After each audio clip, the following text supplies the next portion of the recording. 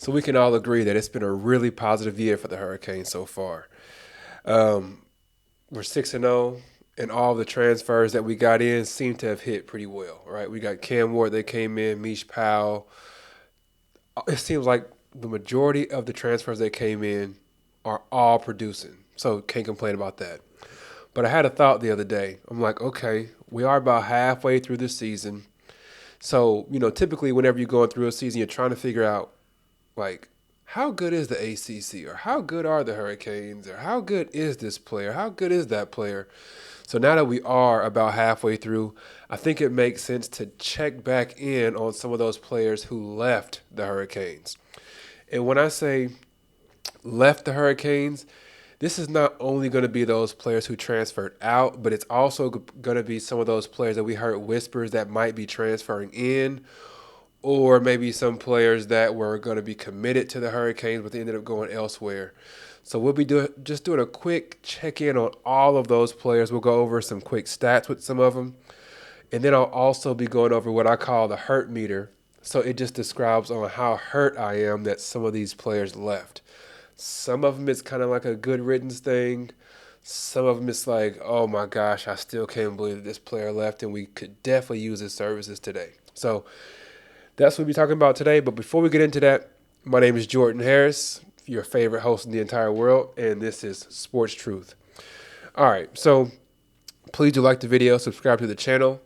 It really benefits us when you like the video, subscribe to the channel. Obviously, it helps too.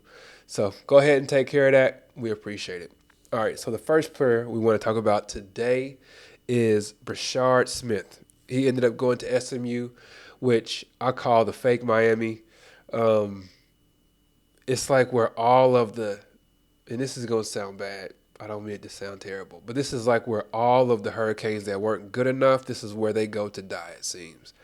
SMU. I don't know how many players SMU has on their roster, but it's like maybe 10 of them. It's crazy.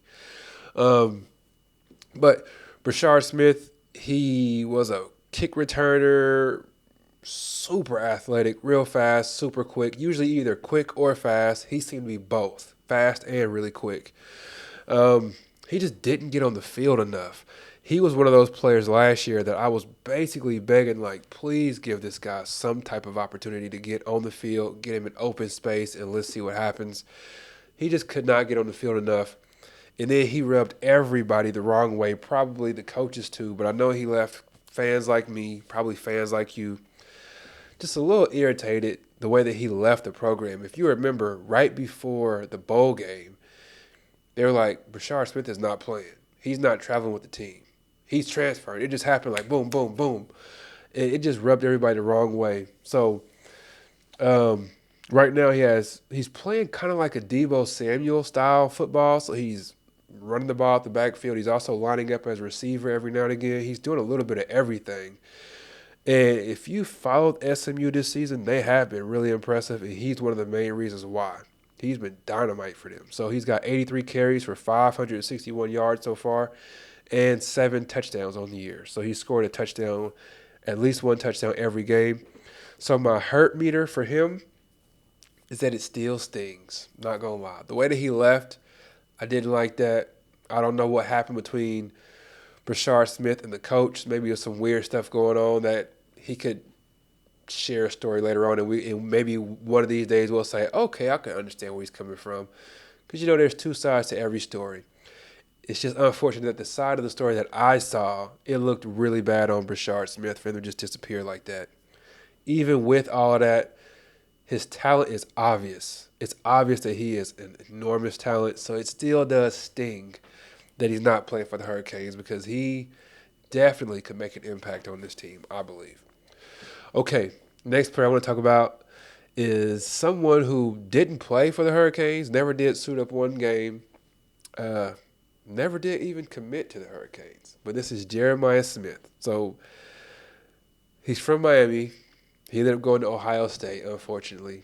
Some of y'all know I despise Florida State. It's my least favorite school ever. Ohio State is in my top 3 most disliked schools. I hate Ohio State. I just don't like them. Thankfully, Ohio State beat my Hurricanes in 2002, and that ended up making me a Hurricanes fan watching that game. So I guess I should be thankful to Ohio State in a weird way. But Jeremiah Smith, 2000, or he has 23 receptions, he has 453 yards and 6 touchdowns so far this year. Okay, so my hurt meter on him is all caps. It hurts! Exclamation point. Why? To see somebody come from high school, jump right into Division 1 football and be like the best player on the field a lot of the time, it's crazy to see that. So you can only imagine what he's going to grow into over the next couple years. I do think that he could have played for the Hurricanes and probably been the number 1 receiver on this team. And then, like, if you got a big target like him on the outside, can you imagine how often Xavier Restrepo would get open then? Like, he's not just big, he's not just fast. He can jump over you and catch it. He's a red zone target. Like, he's everything, and he's just a freshman. So, once again, the hurt meter for this one, in all caps, it hurts with an exclamation point on that. Um, the next person we want to talk about, someone who did play for the Hurricanes for quite a while, someone who started for the Hurricanes for a long time. Most people like myself would say for too long. It's Tyler Van Dyke. So he ended up going to Wisconsin.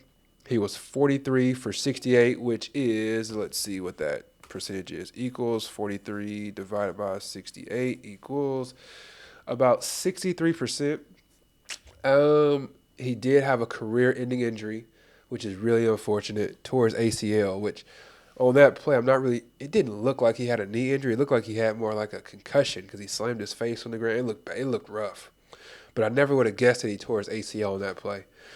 Um, like I said, 63% of his passes he completed those, 422 yards, 1 touchdown. Um, when he was the quarterback for Wisconsin, I watched one of those games. They played against Western Michigan and they played against South Dakota, and they beat both of those games. They beat both of those teams by 14 points. Western Michigan and South Dakota. Wisconsin Badgers only beat them by 14 points each. With that said, it's pretty obvious to note that Wisconsin offense probably wasn't. Excuse me. They probably weren't putting up the points that they should be, right? And if you watch the game, you can see Tyler Van Dyke did not look good at all in this offense. Not good at all. So before he got injured, it looked like, I'm not going to say he chose the wrong school to go to, but it looked more like the Tyler Van Dymes that we saw for those, let's say, 14 games or so. No, 10 games or so for the Hurricanes, where he was just like lighting up the scoreboard. Maybe that was a fraud because, the last portion that we saw of him in the Hurricanes was bad, bad. Then he transferred to Wisconsin, and it didn't look any better. So my hurt meter on him is God bless him. That's where I'm at on it because it was time for him to leave. None of us wanted him to keep playing with the Hurricanes. We were all begging for him to go, and it looked like he really did need a new, fresh start. And the fact that he went to Wisconsin, he played 2 games and didn't play well in those. And then he got not a career ending, but he got a season ending injury real quick in the season.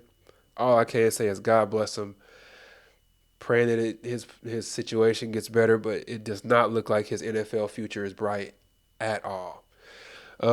Next player, Travante Citizen. He ended up transferring to McNeese State. My initial thought on this was that he would go there and be the starting running back and he would just tear everything up. I figured he would go to their little conference.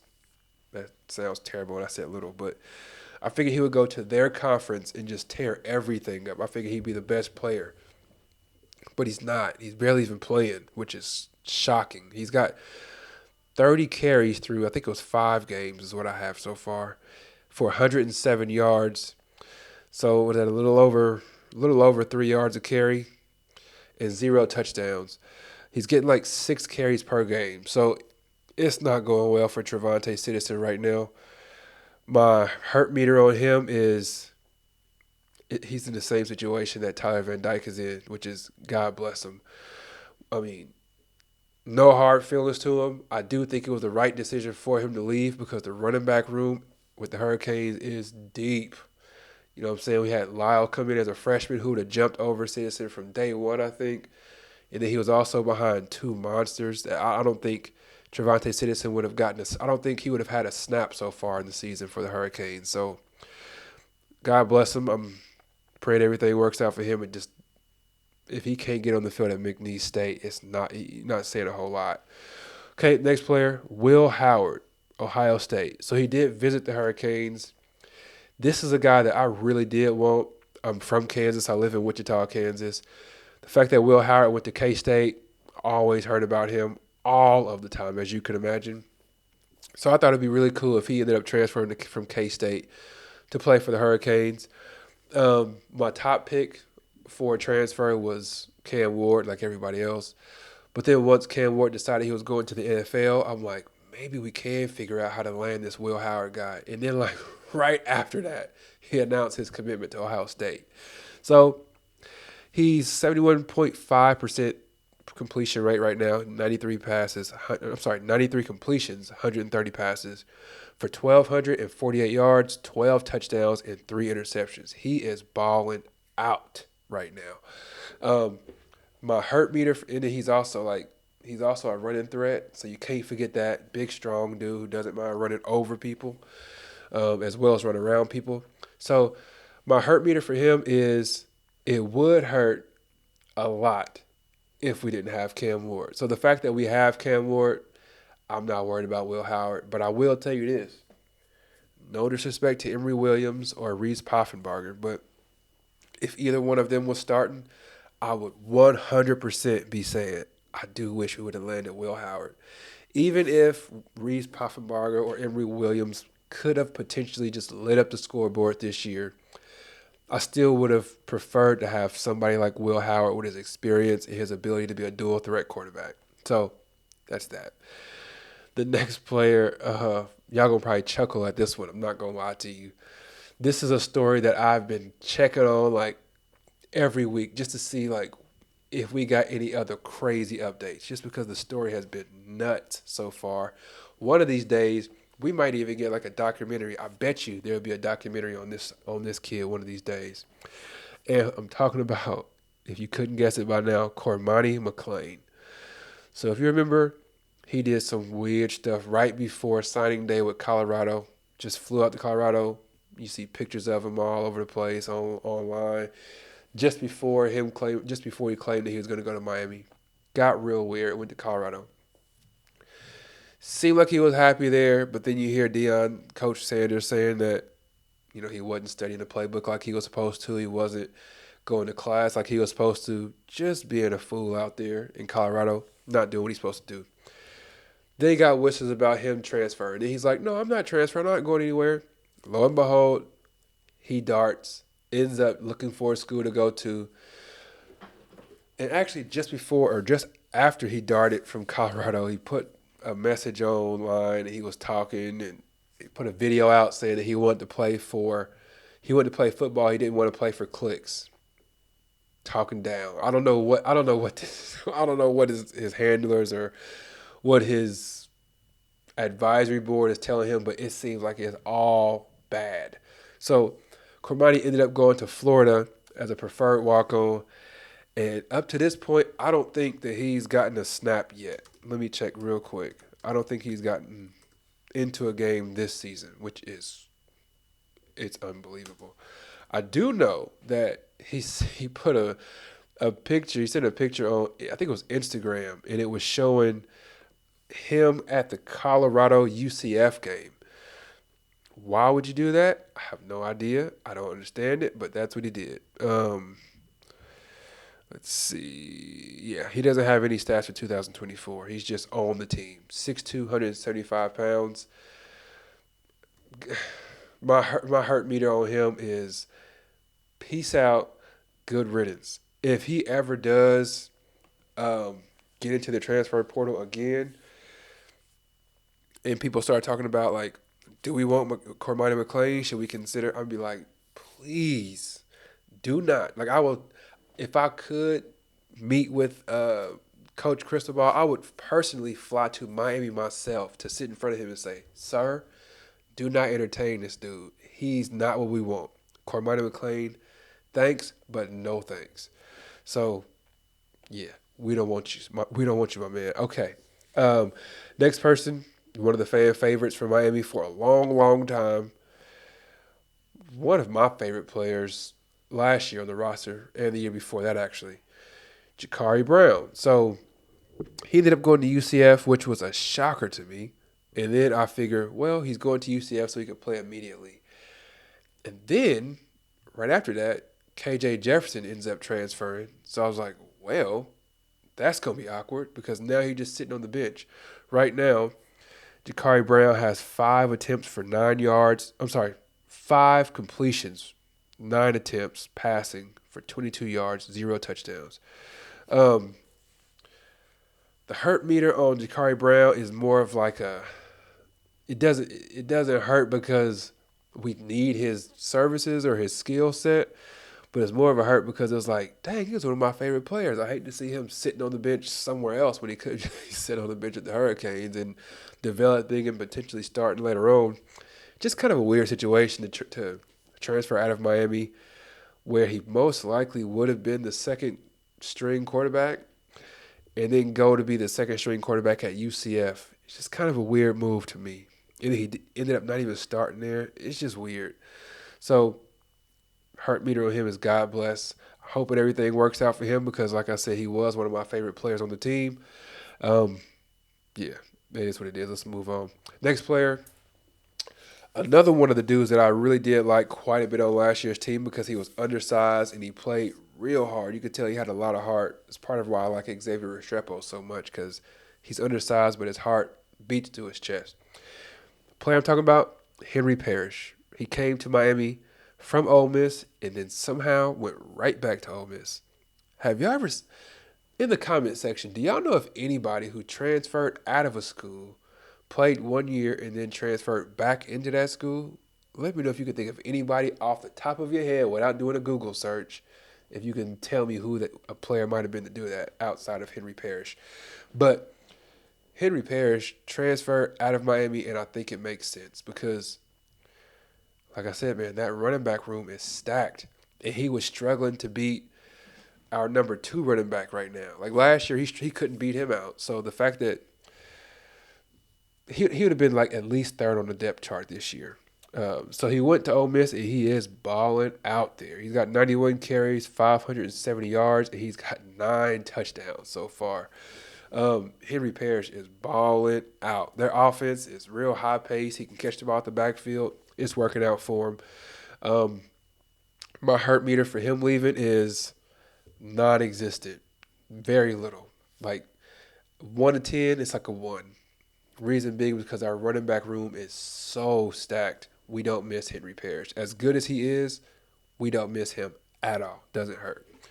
All right, next player, KJ Jefferson. So KJ Jefferson was just kind of, it was like one of those things on the whisper mill, not even the rumor mill, but the whisper mill. And this is right after, like as soon, if you remember in the offseason, it was a crazy time because it was like everybody was waiting on dominoes to fall, right? So it was like the Hurricanes were hoping that we could get Dylan Gabriel, and he's like, nope. And they were like, no, he went to Oregon, and it was like, okay, let's get this Cam Ward kid, and then nope, he's going to the NFL, and they're like, okay, is Will Howard available? Nope, he goes to Ohio State. You're like, okay, who else can we get? And then the one player that I saw and I watched multiple games on, and I was just like, I'm a big fan of his, was KJ Jefferson. And I even made a video explaining why we needed to get him. He ended up going to UCF. I don't even think he didn't visit Miami. And it was like, I think it was either the day after or 2 days after I made the video explaining why we needed to land KJ Jefferson, he announced that he was going to UCF. It was like the day after or maybe 2 days after. So he goes to UCF. He's 64 for 108, which is 59%. Not good. He's thrown for 1,012 yards, 7 touchdowns, and 4 interceptions. He's really struggling with his accuracy right now. And then I don't know, like I've only watched one UCF game so far. I don't know if it's an issue with his receivers not getting open or what it may be, but he's just not. I think more it's more like an accuracy problem right now. He's not seeming to feel like he's supposed to be. He is really big, and if it ever comes down to it, like he is gonna run straight ahead and try to get 10 yards. He's not really running around too many folks, but he will run straight ahead and get 4, 5, maybe 10 yards on a play. He's a big dude and he can move. So my hurt meter on him is real similar to Will Howard. Uh, a little less though. It's just like it would hurt some if Cam Ward wasn't playing for the Hurricanes. The fact that Cam Ward is there, we don't miss KJ Jefferson at all. Not even a little bit. All right, the next player is Jaleel Skinner. So he's a tight end. He was a big deal whenever he announced he was coming to the Hurricanes. I know I was really excited about him, mainly because the Hurricanes has been known as tight end U for a good while. Him coming in, he's really fast, pretty quick, wasn't a really big guy.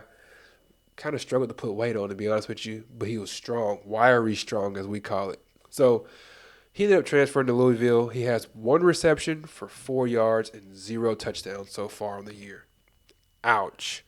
So it obviously, when this kind of thing happens, it's obvious like it's not just the coaches hating on you. It's not just the coaches don't like you and they don't want to put you in the game. When you transfer to somewhere like Louisville and you only have one reception in 6 games for 4 yards, there's some development that's got to be made. You know, like that's you got to look inward instead of looking around and blaming people. You kind of got to look inward when this thing happens. And it does make me wonder if some of these players say, man, I should have just stayed where I was. So the grass is not always greener. The grass is green where you water it, right? That's what they say. So, yeah, he's got to do some inner looking, I think, there and get some things figured out. So my heart meter there is, the word is zilch. Uh, God bless him, though, but zilch. All right, next player, Kobe Young, Georgia. He transferred to Georgia, which let's just okay. So he transferred to Georgia. He has 11 receptions for 149 yards and 2 touchdowns. So Kobe Young, my issue with him when he played for the Hurricanes is the same thing that I see when I watch Georgia play. He's kind of a one-trick pony, which, to be honest with you, it is something that the Hurricanes, like that one thing that he does well, is something that the Hurricanes have missed this year. And what is that one thing? Say it with me. If we're 3rd and 14, we line him up on the left hash. Just say, go way out there by yourself. We'll put Restrepo and maybe 2 other receivers on the right side. We're going to snap the ball. We're going to look at Restrepo and look at these other receivers, do their little 3-man weave on the right side. Just stare at them for about 2 seconds, and then we're going to look to the left and throw it deep and real high to Kobe Young. That's all we did with him, really. So it's the same thing that Georgia's doing with him right now. It's the exact same thing. Him leaving hurt me a little bit. I'll tell you why. I thought that he could have been really high on the depth chart this year, just if he developed some of those short route running abilities and things like that to go along with the deep route and the high ball jumping and all that stuff. So I figured if he just developed, he could have been probably second on the depth chart. I really believe that. So I've always been a person that says, if I'm not good enough, I'm going to work my butt off to be good enough. Maybe I wasn't born with the ability that you have, but I promise you I can outwork you and get what I need. That's just my mentality. It's always been my mentality. The opposite of that is saying, man, I'm not good enough right now. I'm going to go play on their team because they're the number 1 team in the nation. I'm just going to go join them. I think that is so whack. Like if you have a team like the Hurricanes that's up and coming, if I was playing on a team like the Hurricanes that's up and coming, I would want to grow with this team and prove to the rest of the nation that we grew together and we made this happen. The last thing I'd want to do is to abandon ship and go jump on the bandwagon over here, the number 1 team in the nation, Georgia Bulldogs. I thought that was just lame. I think that's whack. So my heart meter on Kobe Young, even though I was a big fan of his last year, is good riddance. No thanks. If he did, like, let's say if he tried to pull a Henry Parrish where he left and tried to come back next year, if I was the coach, I would say no, thank you, no thanks. Um, am I a little bitter about that? Maybe. I guess I am. I guess that's the term for it. I don't know. Yeah, I don't like that. I don't like those vibes at all. Don Chaney, he was one of the favorites, fan favorite. People love Don Chaney mainly because he was from the area and he battled injuries. Everybody who battles injuries seems to have the support of the fans. That's just one thing that everybody respects. If you just are super unfortunate with your injury history and you seem to battle back, people always want to get behind you. They root for you. And that's what happened with Don Chaney. He ended up transferring to Louisville, which he's a running back. The running back room is stacked. Everybody who left the running back room this year, I really cannot blame them. So he went to Louisville, 32 carries for 103 yards. So he's getting right at 3 yards a carry, and he has 2 touchdowns. So he's not killing it, but he is seeing the field a lot more than he would have at the Hurricanes. And Louisville's a good team. Like, they do have some losses this year, but they are a really solid team. So can't be mad at him. My hurt meter on him is non-existent because, like I said, the running back room, it is what it is. And then I also want to also give him like a God bless you on this as well because the dude was hurt all the time. He had no position. He could not have gotten into the game this year. He was not. He would not have one snap if he was on this Hurricanes team as a running back. So he did what was best for him and what was best for the organization, the Hurricanes. So God bless him. Next person, some of y'all might have forgotten about. Oh, Jalen Rooster Knighton. I was a big fan of his a couple years ago, mainly because he was really fast and super shifty, and he could catch the ball at the backfield really well. Ended up going to the place where the Hurricanes go to die, SMU. He has 12 carries on the year, 43 yards, 0 touchdowns. He is hurt, though, so he missed a couple of games, maybe a few games. So I do think once he gets back into the rotation, they'll start using him a little close to how they use Brashard Smith, where they just put him everywhere. He can't catch the ball with the backfield as well as Brashard Smith can, being that Smith used to be a wide receiver. But I think they'll put Jalen Knighton all over the place just to see where he can get in the open space and make some moves. People better be careful with SMU, though. They look pretty good. The last player I want to talk about is somebody who never did play on the Hurricanes team. I don't even think, no, he never did visit either. But the rumor mill started getting kind of crazy as far as who we could land and who we might want to go after. And this player was Will Rogers. Ended up going to Washington. So, again, right after Cam Ward said he was going to the NFL, KJ Jefferson goes off the board. Will Howard disappears off the board. Will Rogers was a guy that people were like, we should probably look at him. Like, he's a guy that we should really look at because he's coming from the SEC. He's played against some of the best defenses in college football. And then he throws the ball a ton. Every play. Like, I mean, not every play, but every game. Throws the ball a ton. So we were like, he'd be a good quarterback for us. So went to Washington. He's got 131 completions, 178 throws. So he's at 73.6% completion rate. He's balling out, as we all expected him to. It was a shocker to me, though, to be honest, that he went to Washington. But anyway, 12 touchdowns, 1 interception. So Will Howard's getting busy for Washington. And then they just beat Michigan, which is a surprise to some people. Not a surprise to me. If you watched my last video about the AP's last release, it was week 6 release. I told y'all, they were ranked number 10. I said, Michigan sucks. They're not any good. They cannot throw the ball. All they can do is run it like 90% of the time. They're no good. But anyway, Will Rogers went down there and embarrassed Michigan. The hurt meter on him is this one stings a little bit. Even though we do have Cam Ward, stings a little bit. he is the player out of all the players on here, like Will Rogers, not all the players on here, but the players, the quarterback position, that we were kind of like, yeah, maybe him. Will Rogers is the one that I was like, yeah, he seemed like he'd be a really good fit for us. Will Howard looked really good, but I thought Will Rogers would be the best fit. So let me know y'all's thoughts on these players, and then which. So when we talk about the hurt meter, out of the players that we talked about today, which of these players has the highest hurt meter for you?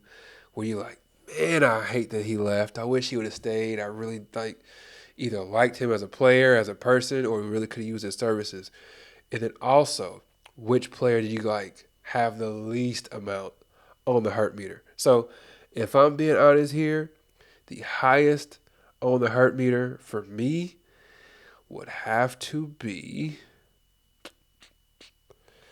Cormani McClain. No, I'm joking. Definitely not Cormani McClain. It would probably be Jeremiah Smith. Even though he's burned, even though we all felt kind of burned by him at the end, we're like, "How you gonna do this, bro?" Like, I think we all felt the same way when Jeremiah Smith left, but I think he is the highest on that because we could use his services right now. He could be like a really integral piece to this team. The player that has the lowest on the hurt meter is easily Cormani McClain. Easy, without a question. All right, so that's all that I got for you today. Please do like the video, subscribe to the channel. I'm starting to lose my voice a little bit because I'm getting over this cold. You can probably hear it. But anyway, thank y'all for watching the video. I appreciate it. You could be anywhere in the world, but you're here with me, and I truly appreciate it. So take care. God bless. Peace.